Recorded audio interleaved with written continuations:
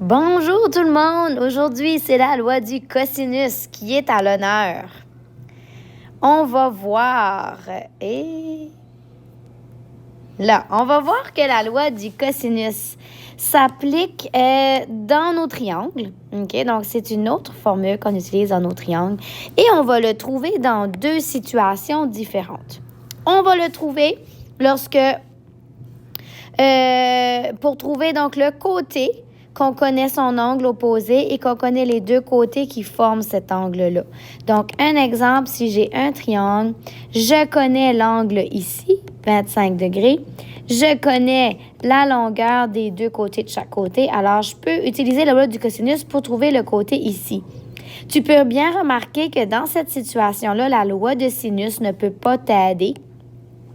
Parce que tu as un côté, tu n'as pas son angle opposé. Tu as un côté, tu n'as pas son angle opposé.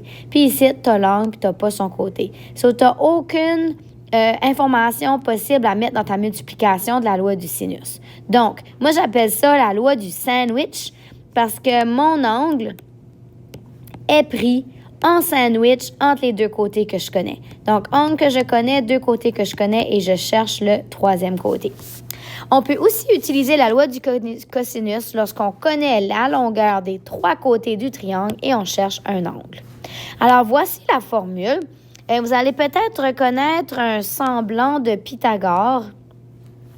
Ici, ce qui est important à comprendre, c'est les lettres. Okay? Ça se peut que, quand vous allez voir cette équation-là, ça se peut que vous voyez d'autres lettres. Ce qui est important à comprendre, c'est que le côté A au carré, donc le côté que tu mets ici, doit être le côté opposé à l'angle qui est là. OK? Donc, le A associé avec le A, c'est vraiment important. Le B et le C sont les deux côtés qu'on connaît. Et ici, ça les répète aussi.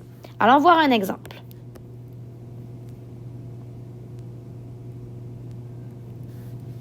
OK.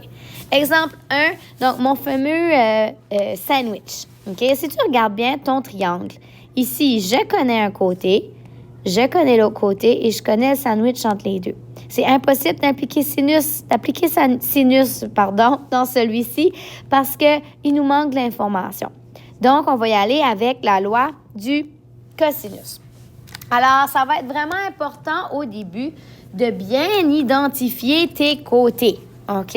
Ce qui est important à comprendre, c'est que le côté A et l'angle de A sont les informations qui nous intéressent.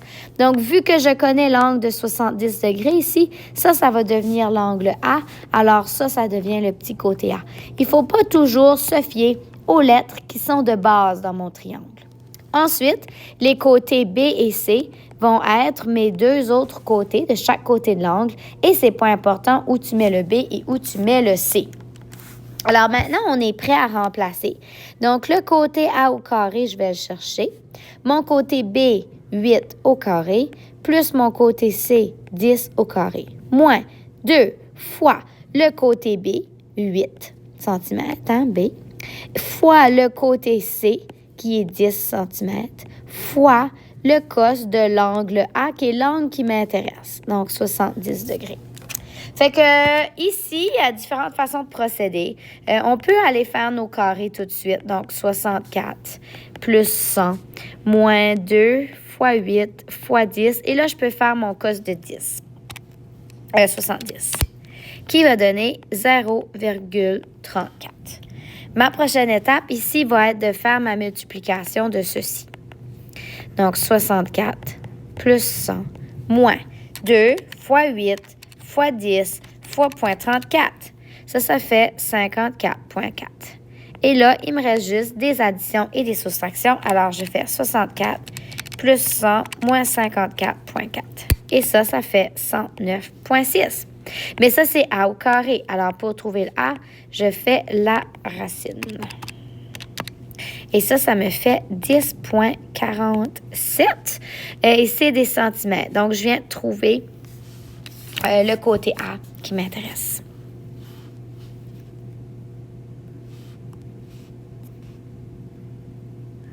Voyons le prochain exemple. Le prochain exemple, c'est lorsqu'on connaît les trois côtés et on cherche un angle. Donc ici, je cherche l'angle C, qui est celui-ci. OK, mais par rapport à ma formule, A et A, c'est l'angle qui m'intéresse avec le côté qui m'intéresse. Donc, si je cherche cet angle-ci, ceci, ça va devenir mon angle A. Ça devient mon petit côté A. Et ensuite de ça, mes deux autres vont devenir mes deux autres côtés. Donc, comme je vous l'ai dit, tu ne peux pas te fier aux lettres déjà mises sur le triangle. Tu dois toi-même être capable d'identifier ton angle qui nous intéresse avec le côté qui nous intéresse. Donc, ici, je connais la longueur du côté A, c'est 14 au carré, égale B au carré plus C au carré moins 2 fois le côté B fois le côté C. Et là, faites attention, quand on fait cette petite multiplication ici, le 17 et le 16 ne sont pas au carré. Et là, je cherche cos de A, qui est mon angle, mon inconnu. Fait que je vais aller faire mes carrés. 14 au carré, 196. 17 au carré, 289. 16 au carré, 256. Moins, et là, je peux faire cette multiplication-là. 2 fois 17 fois 16. Et ça fait 544 cos de A. Il me reste juste à isoler cos de A. Ça, je vais faire moins 289 et moins 256. Ça va me faire 196 moins 289 moins 256. Ça, c'est disparu et il me reste négatif 544 cos de A. Donc, ceci, c'est juste isolé, là. Alors, 196 moins 289 moins 256, ça fait négatif 349 égale négatif 544 cos de A. Et je vais diviser par négatif 544 pour éliminer ceci. Qu'est-ce qui me reste? Cos de A. Donc, diviser. Et ça fait 0,64. Mais ça, ce n'est pas l'angle. C'est cos de l'angle. Alors, pour trouver l'angle, je vais faire la fonction inverse. Donc, cos moins 1 de 0,64. Et ça fait 50,21 degrés, qui est l'angle A. Et voilà comment on utilise la loi du cosinus.